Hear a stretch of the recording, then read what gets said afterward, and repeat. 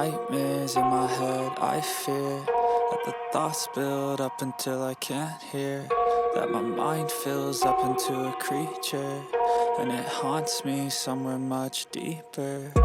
Anxiety, filling up every space, no privacy, and silently, it could build and build until you... Salam sejahtera Malaysia, denyut nadi suara rakyat bergema di channel ini. Ini berita yang amat penting. Saya pikir dalam banyak berita ini yang paling penting. Apa tidak pentingnya berita ini akan memberikan noktah kepada banyak perkara. Satu noktah yang pertama yang pasti akan terjadi adalah tidak akan ada orang lagi berani untuk main-main dengan institusi diraja. Jangan sentuh institusi diraja. Jangan kasih main-main. Kalau kamu tidak puas hati mau main-main, pergilah. Janganlah jadi warga negara Malaysia. Warga negara Malaysia, kita menghormati perlembagaan kita. Kita menjunjung tinggi kedaulatan raja-raja Malaysia. Kerana itu TMJ mengumumkan perkara yang pasti ramai orang akan takut. Padan muka. Saya bersyukur sangat kerana selepas ini kita akan ada agung yang sama hebatnya dengan agung yang ada sekarang. Syukur kepada Tuhan. Tapi TMJ memberikan bayangan yang lebih spesifik. TMJ kata Sultan Ibrahim jadi agung nanti masa yang menarik. Kalau Sultan Ibrahim jadi agung, kita tengoklah. Itu akan menjadi satu masa yang amat menarik. Itu pengakuan sendiri oleh Tengku Mahkota Johor. Berikutan kejatuhan keruntuhan kerajaan PH pada tahun 2020, peranan Raja-Raja Melayu dalam politik dan pentadbiran negara semakin penting.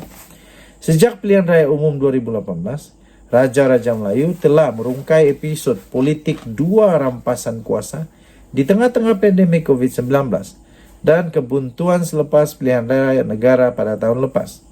Sultan Pahang Al-Sultan Abdullah Riayatuddin Al-Mustafa Billah Shah, iaitu agung kita sekarang, yang menjadi yang di-Pertuan Agong ketika pergolakan politik ini, serta menyaksikan 3 Perdana Menteri mengangkat sumpah akan berundur pada Januari tahun depan.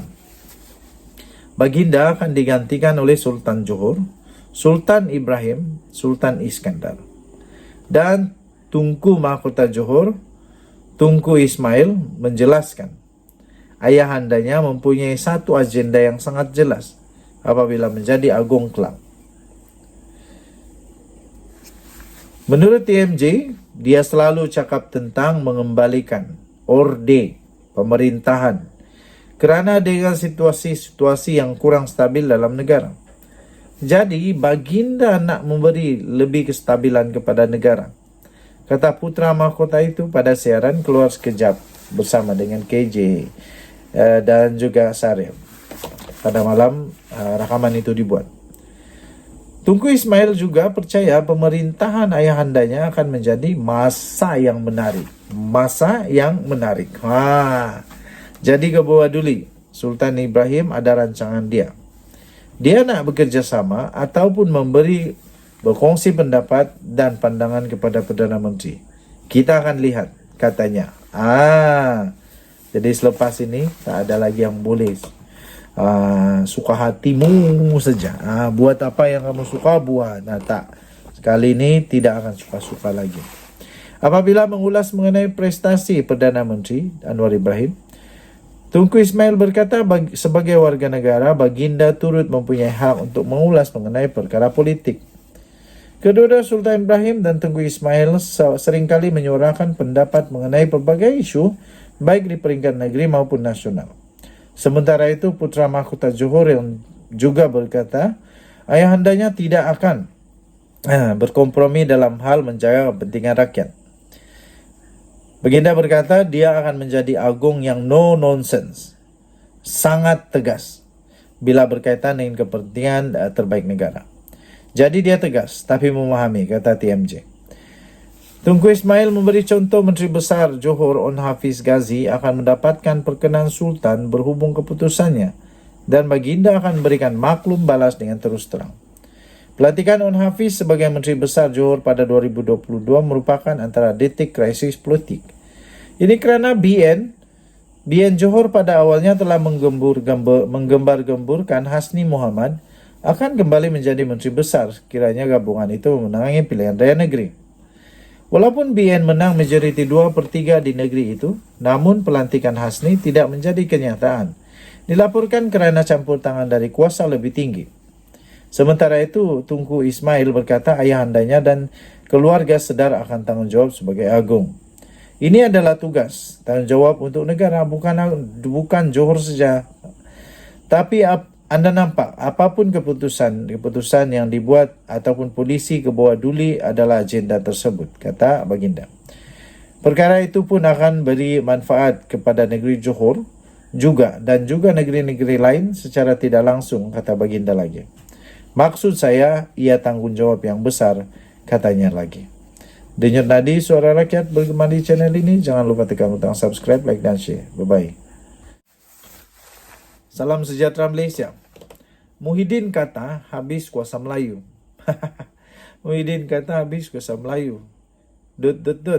Yang habis itu kuasa kau. Bukan kuasa Melayu yang habis, tapi kuasa Muhyiddin yang sudah habis.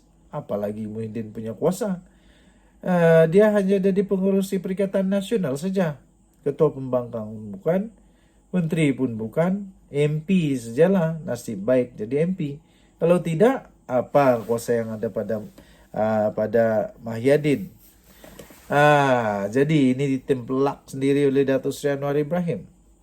Datuk Seri Anwar Ibrahim menegur segelintir pemimpin PKR yang dikatakan terikut-ikut dengan rentak pembangkang dalam isu perkauman. Mengambil contoh usaha membasmi kemiskinan di wilayah persekutuan. Perdana Menteri berkata ia adalah dasar yang dilaksanakan untuk semua kaum, bukan hanya ditujukan kepada kaum tertentu saja. Kata Perdana Menteri Anwar Ibrahim, dia kata orang Melayu kena faham. Orang Melayu kena faham ini bukan dasar yang tidak pro Melayu. Yang India mengatakan mana projek untuk kaum India. Setiap Melayu, India dan China di wilayah persekutuan, semuanya dibantu tanpa dikecualikan, katanya. Jadi saya minta pemimpin India dalam keadilan jangan defensif, jangan rasa apologetik. Kerana pemimpin parti India yang menjerit, masa mereka berkuasa, adakah mereka tidak terbabit dalam sakau menyangkau mengambil harta rakyat? Jadi saya harap kawan-kawan kaum India jangan terikut-ikut, katanya. Seperti yang dikatakan oleh Timbalan, yaitu Rafizi Ramli, jangan terikut-ikut. Bila orang serang, macam mana kita nak jawab ni, katanya. Beliau berkata demikian ketika menyampaikan ucapan penggulungan pada Kongres Nasional PKR 2023 di Pusat Konvensyen Antarabangsa Putrajaya PICC di sini hari ini. Anwar berkata, isu mengenai kuasa Melayu yang didakwa telah terhakis turut dimainkan oleh Presiden Bersatu Tan Sri Mahyadin Mat Yassin pada Perhimpunan Agung Tahunan Bersatu PAT pada beberapa hari yang lalu. Ini ucapan Presiden Bersatu. Habis kuasa Melayu, katanya. Apa yang Anwar kata? Yang habis tu kuasa kau. Kuasa Muhyiddin yang habis, bukan kuasa Melayu. Melayu tetap berkuasa. Perdana Menteri kita orang Melayu Islam.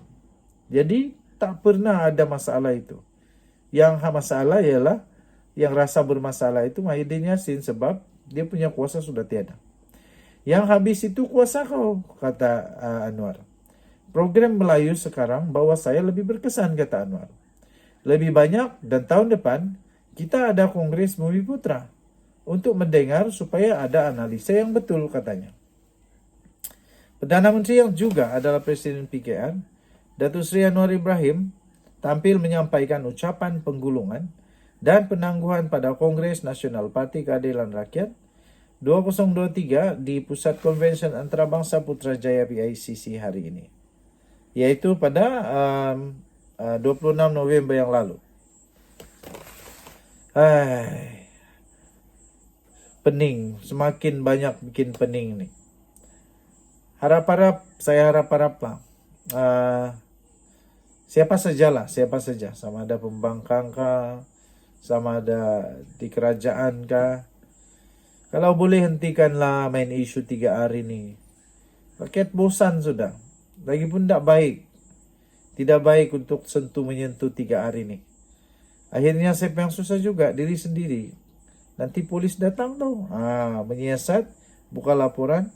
Kerana memang itu sudah termasuk dalam undang-undang. Tidak boleh sentuh 3R. Jadi, kalau mau juga, apalah. Sendiri mau tahulah. Sendiri mau tanggung. Dan tadi Suara Rakyat bergema di channel ini. Bye-bye.